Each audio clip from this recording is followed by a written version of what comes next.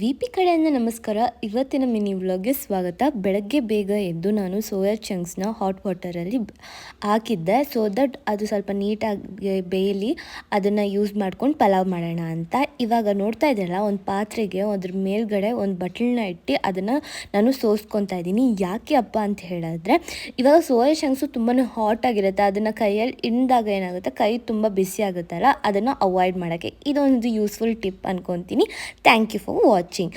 ಹಾಗೆ ಇವತ್ತು ಗೀನ ನಾನು ಗ್ಲಾಸಲ್ಲಿ ಹಾಕ್ಕೊಂಡು ಹಾಟ್ ವಾಟರಲ್ಲಿ ಕುಡ್ದೆ, ಮಿಸ್ ಮಾಡಿಲ್ಲ. ಹಾಗೆ ಪಲಾವ್ ಕೂಡ ತುಂಬಾ ಚೆನ್ನಾಗಾಗಿತ್ತು, ಎಲ್ಲನೂ ಖಾಲಿ ಆಗೋಯ್ತು ಆಫ್ಟರ್ನೂನ್ ಅಷ್ಟೊತ್ತಿಗೆ. ಅದಕ್ಕೆ ನಾನು ಏನು ಮಾಡಿದೆ ಅಂದರೆ ರವೆನ ಹುರ್ಕೊಂಡು ಉಪ್ಪಿಟ್ಟು ಮಾಡಿಕೊಂಡೆ. ಹಾಗೆ ಮಳೆ ಜೋರಾಗಿ ಬಿದ್ದಿದ್ದರಿಂದ ನನಗೆ ಕಾರ್ವಿಂಗ್ ಜಾಸ್ತಿ ಆಯಿತು. ಅದಕ್ಕೆ ಹೋಗಿಬಿಟ್ಟು ಮಸಾಲೆ ಪುರಿ, ಗುಲಾಬ್ ಜಾಮೂನು, ರಸಮಲೈ ತೊಗೊಂಡು ಮನೆ ಕಡೆ ಹೊರಟೆ. ನೋಡ್ತಿದ್ರಲ್ಲ, ಡಿನ್ನರ್ ಕೂಡ ಮುಗಿಸ್ಬಿಟ್ಟೆ. ಹಾಗೆ ಲಾಸ್ಟಲ್ಲಿ ರಸಮಲೈ ತಿಂದು ಇವತ್ತಿನ ಡೇನ ಮುಗಿಸ್ಬಿಟ್ಟೆ. ನಾಳೆ ಸಿಗೋಣ.